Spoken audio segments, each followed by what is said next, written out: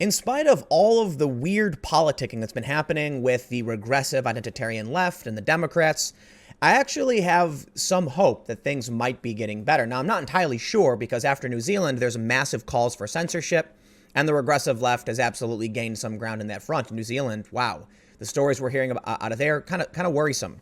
But what happens with Ilhan Omar? Well, she said a bunch of offensive things, and you had a lot of people on the left, the anti-war left and like the socialist left, saying it's not fair, the criticism's, BS. But Democrats and Republicans alike came together to condemn Ilhan Omar, albeit the Democrat response was kind of weak, and Republicans are now calling her out by name. But something really interesting happens. Republican Rep. Dan Crenshaw defends Chelsea Clinton after student claims her words stoked mosque shooting. Here's the thing. Dan Crenshaw is certainly not the only Republican who has come to the defense of Chelsea Clinton.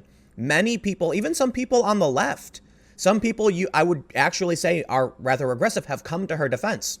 Now, interestingly, BuzzFeed's response was to platform these women who did something absolutely crazy. But at least now we're seeing that, look, there was a tweet, I can't remember who it was from, but they said, when conservatives are coming to the defense, it was Greg Gutfeld, I think, Fox News. He said, when conservatives come to the defense of Chelsea Clinton, you know the Democratic Party is lost. There's another example I've cited over and over again because I want to make sure I do beat everyone over the head with this metaphorically, that labor unions, the AFL-CIO has come out in opposition to the Green New Deal.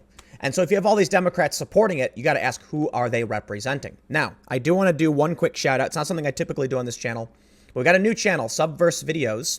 And this is going to be straight-laced news, on-the-ground reporting. There's basically no opinion in it. It's not perfect. Expert interviews, field reporting, and straight news. So you've got my main channel, which is a mix of opinion and news. You got this channel, which is rant and opinion. And then Subverse is the brand channel. It's going to be straight-laced. Subscribe. It's I featured on this channel. So if you're into that, some of the videos we're doing have done pretty well. So I'm really excited. And if not, if you just like the opinion stuff, well, you got this channel right here. But let's read about Dan Crenshaw coming to the defense of Chelsea Clinton. Dan Crenshaw, by the way, I think is an awesome guy. Like, I absolutely disagree with him on so much politically, but he seems like a really great stand-up guy who's very calm and good leadership. I think, think when you experience things he's experienced, you really have a sense of what is and isn't important in terms of outrage and how to handle things. And he seems like a like a straight shooter. I really respect the guy.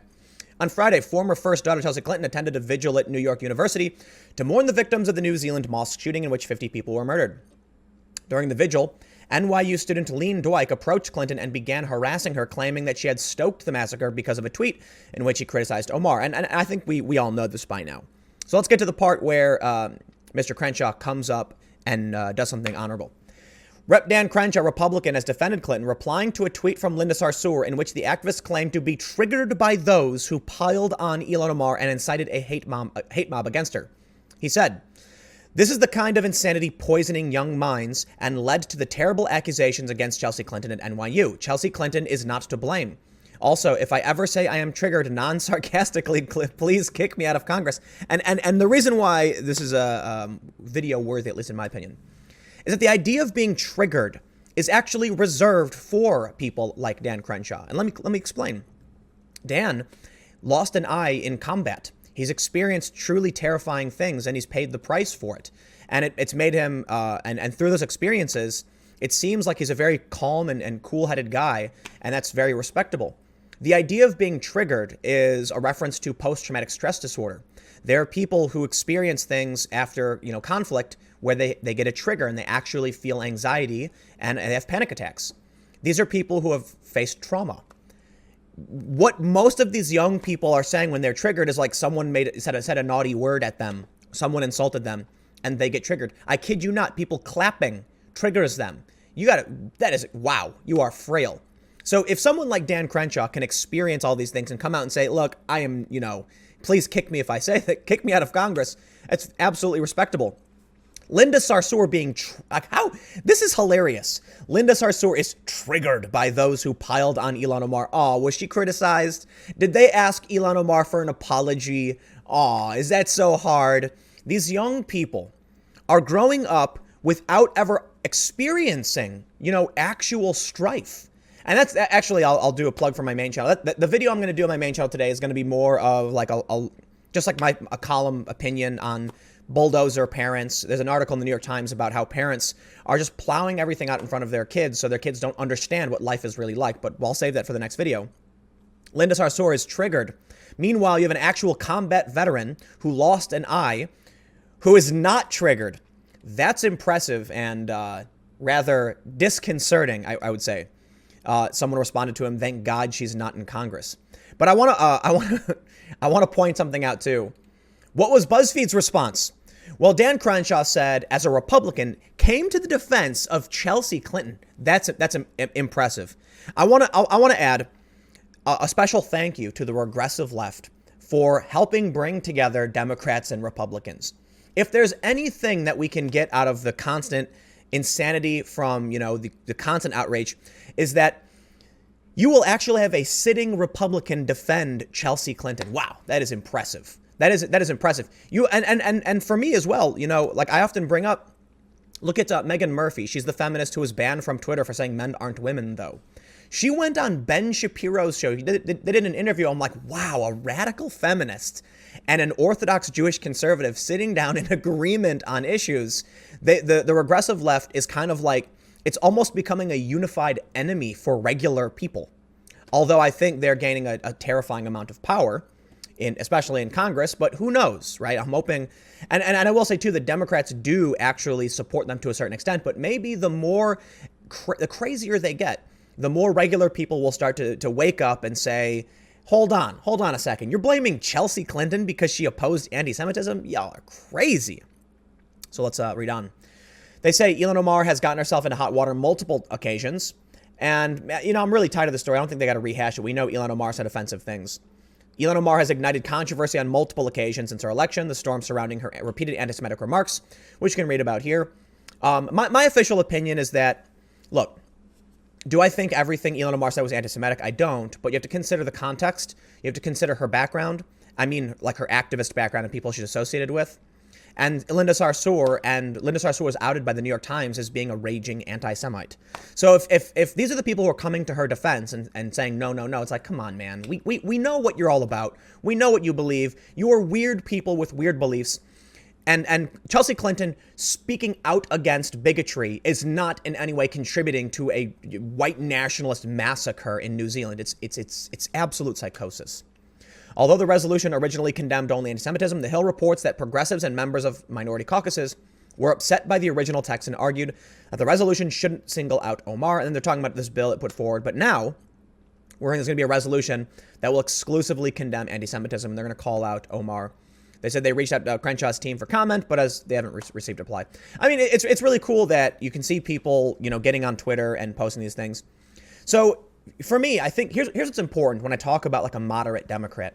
I've been thinking about this a lot, and I don't think moderate, or actually maybe my opinion has kind of clarified or evolved. What I'm really concerned about is the willingness to empathize and understand and communicate. So if, someone comes out and they believe in, say, I don't know, universal health care, I don't care. So long as they're willing to have conversations, so long as they don't think Trump is Orange Hitler, so long as they don't think Trump supporters are Nazis, like they're regular people, right?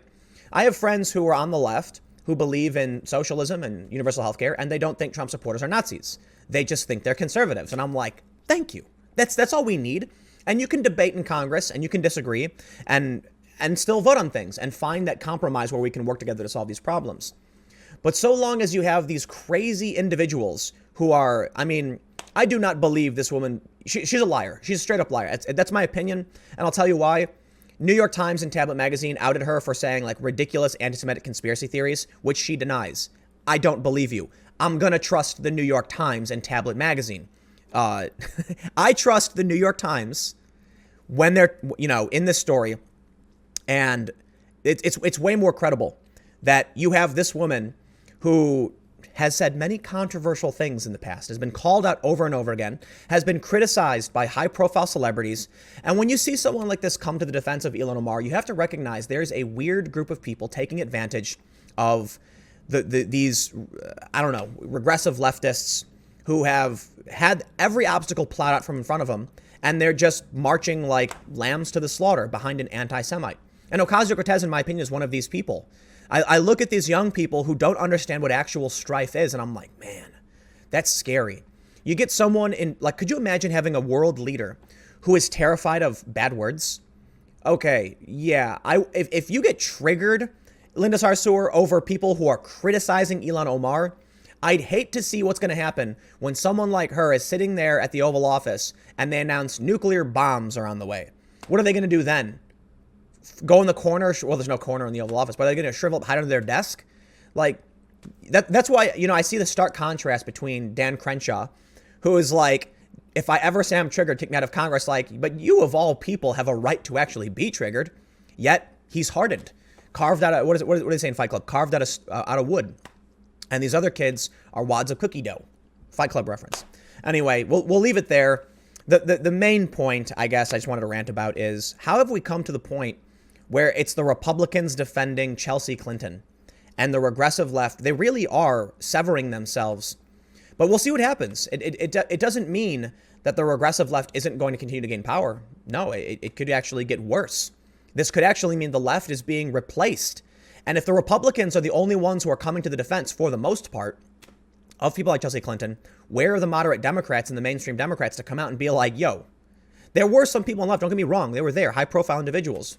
But maybe Chelsea Clinton, I mean, she's just not in line with these people anymore. And if she's not, then I don't know what the left is. I don't. We'll leave it there. Stick around. I got more videos coming up. Next video at 4 p.m. on my main channel, youtube.com/Timcast. Yes, it's a different channel. I will see you there.